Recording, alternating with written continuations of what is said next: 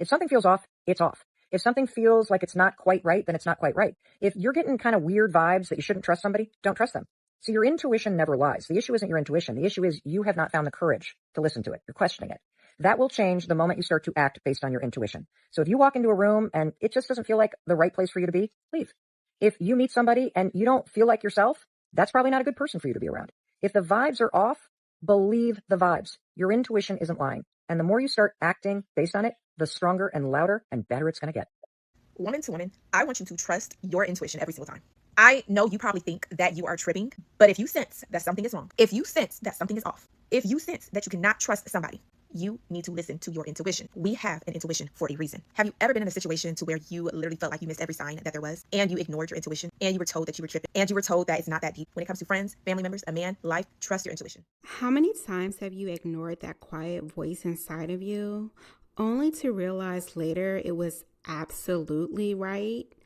That moment when you think, I knew something was off, I felt it. Here's what I need you to understand. Your intuition is never wrong. Never. What's wrong is our relationship with our intuition, our inability to distinguish it from fear, our refusal to trust it, our hesitation to act on it.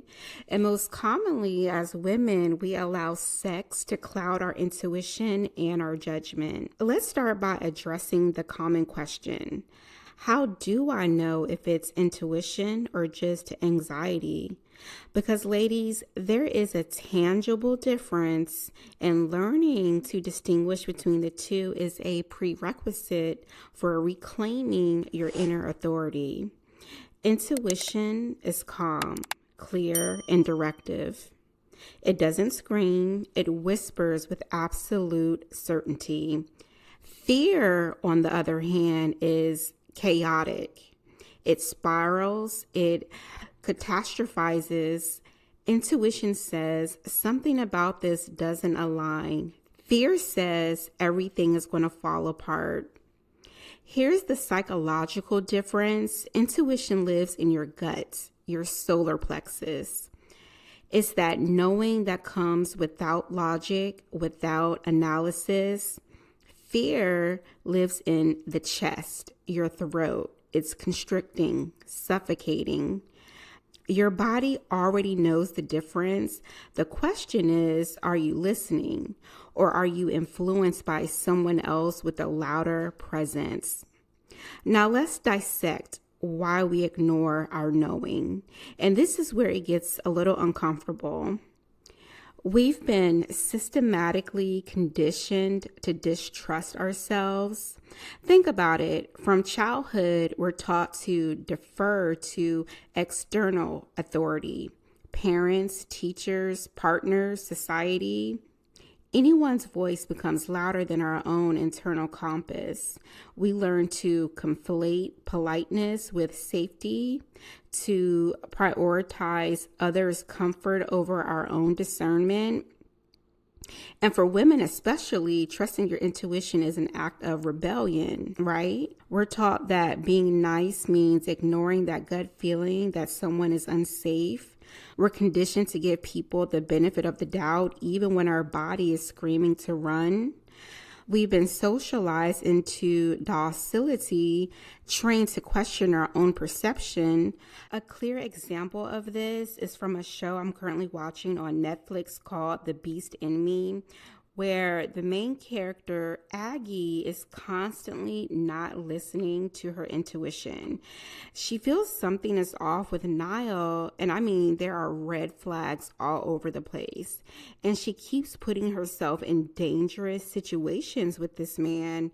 Everyone suspects that Niall has something to do with his wife's disappearance, and Aggie even finds evidence, and she still decides to go into the woods alone with this man, among other things. Like, girl, what?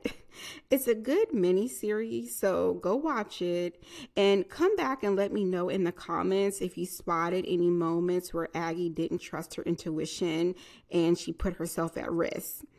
And my point is, as women, we do this all the time, not listening and trusting to our inner knowing. And here's what's critical to understand. Every time you ignore your intuition, you're engaging in a form of self-subjugation. You're essentially telling yourself, my knowing doesn't matter, and that external validation and people-pleasing is more important than my internal truth. And years ago, I found myself in an emotionally abusive relationship with a covert, passive-aggressive narcissist for 4 years. On the surface and in the beginning of the relationship, this person seemed to be a good match. But as the relationship progressed, something in me felt unsettled. I couldn't articulate why at the time. Emotional abuse is very hard to explain when you are living it in real time. You just feel something is off. But eventually, I did discover patterns of predatory behavior, emotional manipulation tactics that I couldn't have consciously identified, but my intuition absolutely recognized. My body knew before my mind could process it. That experience became my catalyst for rebuilding trust within myself. And ladies, this is the work, reconstructing that internal relationship. And here's how you can begin this for yourself. Start small. Your intuition speaks to you constantly in everyday decisions, not just in crisis moments, such as which route to take home, whether to answer that call, what to order at a restaurant. Start honoring those small intuitive hits without needing to justify them. So try practicing this. When you get an intuitive feeling, pause. Don't immediately rationalize it away. Ask yourself, what is my body telling me right now? And notice where you feel it. Notice the quality of that sensation. Is it the calm certainty of intuition or the anxious spiral of fear? Create a cognitive record and journal your intuitive hits and their outcomes. This isn't about proving yourself right. It's about building empirical evidence of your own accuracy. Over time, you'll see the pattern. Your intuition was guiding you correctly all along. But here's the most important piece. Acting on your intuitive knowing requires courage, because often your intuition will guide you to do things that don't make logical sense. Leave the relationship that looks good on paper. And that's what I did in that relationship that I was talking about earlier. I moved 2 states away to a beach town, turned down the opportunity everyone says you should take, walk away from situations you can't rationally explain why they feel wrong. This is where your wherewithal gets tested. Can you trust yourself even when you can't provide a logical dissertation to defend your decision? Can you honor your knowing even when it costs you external approval? The truth is, we live in a culture of cognitive dissonance. We're told to trust ourselves while being punished for doing so, where intuition is dismissed as just a feeling, but logic is worshipped, even though your logic can be manipulated and your intuition cannot. Your intuition is your most sophisticated internal defense system. It processes information faster than your conscious mind can analyze. It recognizes patterns, detects inconsistencies, identifies threats that haven't fully materialized yet. It is the accumulation of everything you've ever learned, experienced, and survived. So here's what I need you to take away. Your intuition is never wrong. Never wrong, okay? What's inconsistent is your willingness to trust it. The woman who trusts her inner voice doesn't need external validation to move. She doesn't need permission to protect herself, doesn't need proof to honor what she knows. Start today. Listen, trust, act.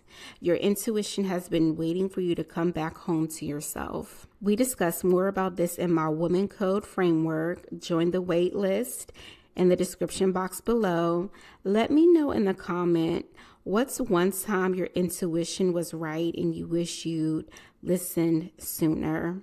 If you saw the movie that I was talking about, The Beast in Me, let me know your thoughts about that too down below. And before you go, please like and hype the video. Comment 1111 down below if you watched to the end. And if you haven't already, please subscribe to the channel. Thank you so much for watching, and I'll see you in the next video.